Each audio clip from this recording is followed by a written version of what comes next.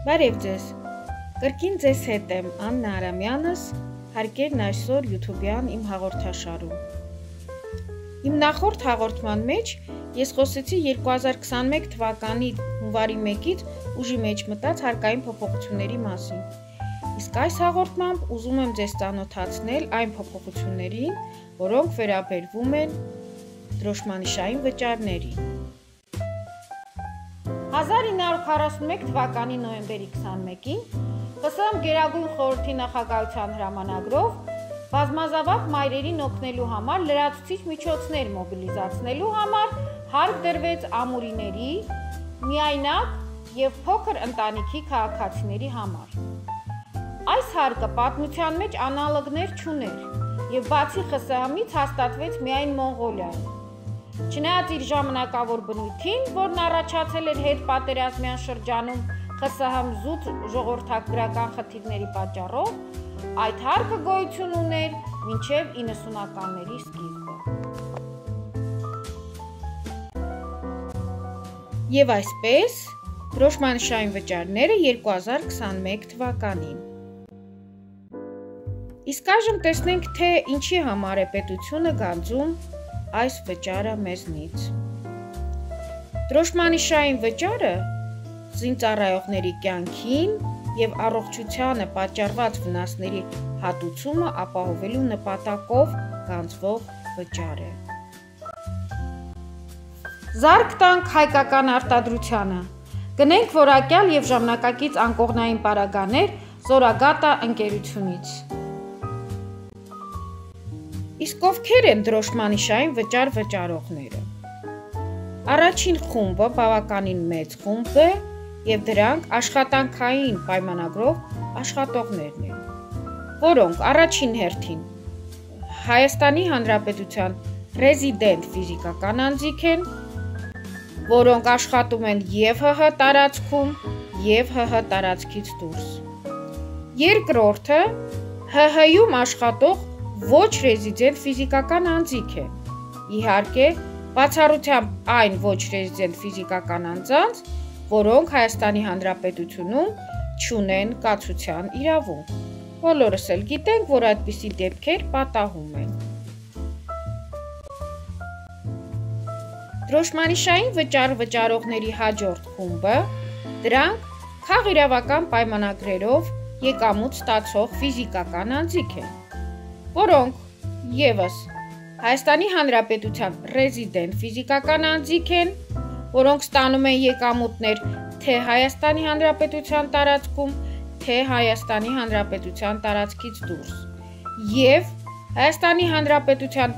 ոչ ռեզիդենտ ֆիզիկական անձիկ, իհարկե միայն Հայաստանի Հանրապետության տարածքում եկամուտներ ստանալու դեպքում։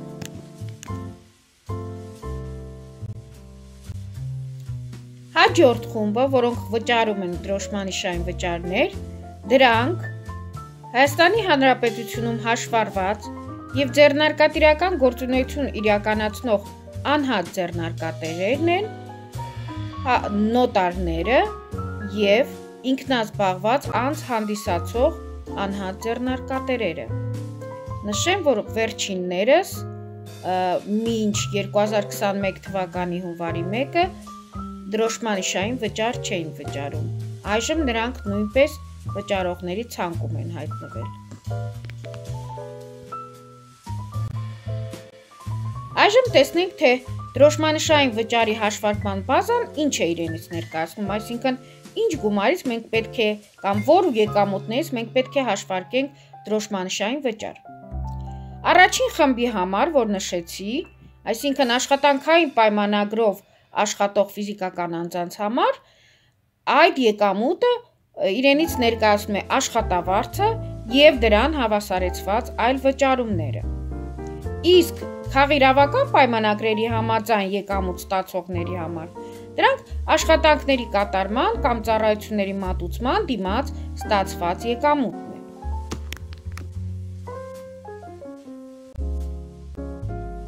Իսկ որպեսզի հստակ լինի, թե ինչ են ներկայացնում իրենցից աշխատավարձը և դրան հավասարեցված վճարումները, ես կուզենամ ձեզ ծանոթացնել Հայաստանի Հանրապետության ֆինանսների նախարարի, աշխատանքի և սոցիալական հարցերի նախարարի և պետեկամուտների կոմիտեի նախագահի համատեղ հրամանին,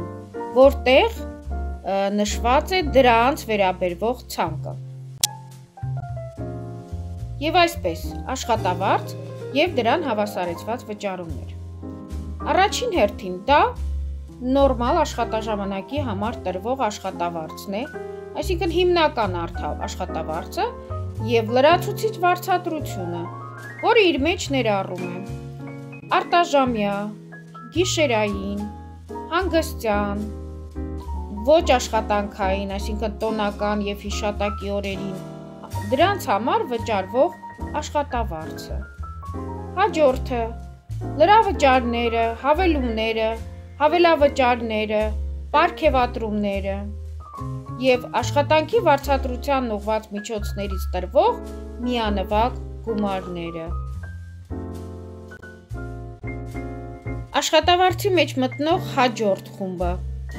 պարապորտի ժամանակ վճարումը, այդ թվում նախկին աշխատանքում վերականգնվելու դեպքում հարկադիր պարապորտի վճարումը, օրինական գործադուլին մասնակցող աշխատողներին վճարումը, լրացուցիչ և հատուկ ընդմիջումների վճարումը, առողջության ստուգման համար ծախսվող ժամանակի համար վճարումը, եթե իհարկե աշխատողի առողջության ստուգումը պարտադիր է և պայմանավորված է աշխատանքի բնույթով։ Հաջորդը աշխատանքի ծավալի ավելացման դեպքում աշխատավարձի վարձատրությունը։ Ինչպես նաև ամենամյա, այսինքն նվազագույն, երկարացված, լրացուցիչ վճարովի արձակուրդի գումարները կամ աշխատանքային պայմանագիրը լուծելիս չօգտագործված արձակուրդի համար վճարվող հատուցումը, այսինքն վերջնահաշվարկը, նպատակային, ուսումնական, պետական կամ հասարակական պարտականությունների համար կատարվող վճարովի արձակուրդի գումարները, հեղինակային վարձատրությունը, այստեղ մի փոքր բացառություն ունենք, սրա մասին հաջորդ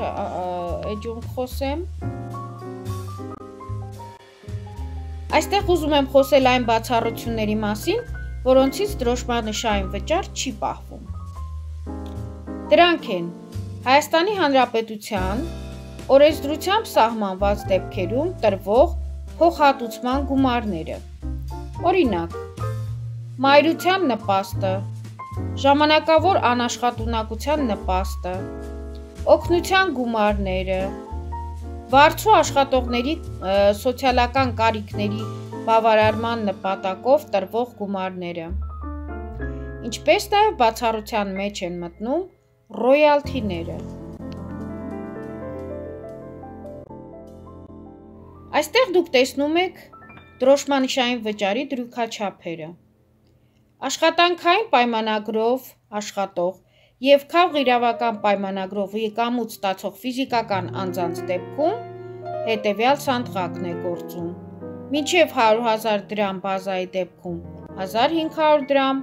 100,000 մեկից 200,000 3000 դրամ և այլն։ Սա վերաբերվում է ամսական գումարներին, որոնց համար ես հետագայում կխոսեմ։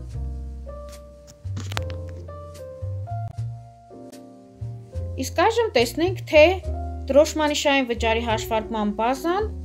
ինչն է իրենից ներկայացնում անհատ ձեռնարկատերերի և նոտարների համար։ Եթե նրանք գտնվում են հարկման ընդհանուր համակարգում, ապա շահութարկի հաշվարկում արտացոլված համախառն եկամտից է պահվում դրոշմանշային վճարը, այսինքն գիտեք, տարեկան մենք հանձնում ենք շահութարկի հաշվարկ և այդ տարեկան շահութարկի հաշվարկում նշված գումարից պահվում է դրոշմանշային վճար։ Եթե գտնվում են շրջանառության հարկի համակարգում, այսինքն եթե անհատ ձեռնարկատերը կամ նոտարը շրջհարկի համակարգում է, ապա շրջանառության հարկի հաշվարկներում արտացոլված իրացման շրջանառությունը, իսկ միկրոձեռնարկատիրության համակարգում միկրոձեռնարկատիրության համակարգում գործող ԱՁ-ի կամ նոտարի տարեկան հաշվետվության մեջ արտացոլված ևս իրացման շրջանառությունը։ Եվ եթե ԱՁ-ն աշխատում է այդ հաշվետու տարվա ընթացքում մեկից ավելի հարկման համակարգերում, այդ դեպքում դրոշմանիշային վճարը վերցվում է այդ երկու բազաների իրացման շրջանառությունների հանրագումարը։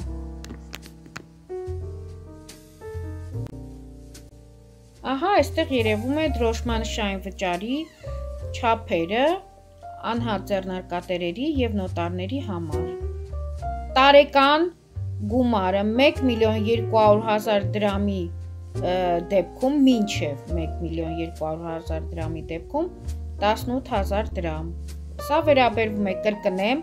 տարեկան գումարի չափին։ 1.200.000 1 դրամից մինչև 2.400.000 դրամ եկամտի դեպքում 36.000 դրամ եւ այլն։ Այժմ տեսնենք, թե երբ պետք է հաշվարկել եւ վճարել դրոշմանիշային վճարները։ Աշխատավարձի եւ քաղիրավական պայմանագրերով աշխատող ֆիզիկական անձանց դեպքում դա կատարվում է յուրաքանչյուր ամիս, մինչև տվյալ ամսվան հաջորդող ամսվա 20-ը ներառյալ, ընդ որում տվյալ ամիս ստացված բոլոր եկամուտների համատեղ գումարից հաշվարկված։ Իսկ անհատ ձեռնարկատիրոջ եւ նոտարի համար օրացուցային տարին է, որը նա պետք է հաշվարկի ինքնուրույն եւ մինչեւ հաջորդ տարվա ապրիլի 20-ը ներառյալ վճարի այդ գումարները նախկինում նշված սանդղակի համաձայն։ Նշեմ նաեւ, որ դրոշմանիշային վճարների ուշացման համար տուժեր դեռ չեն հաշվարկվում։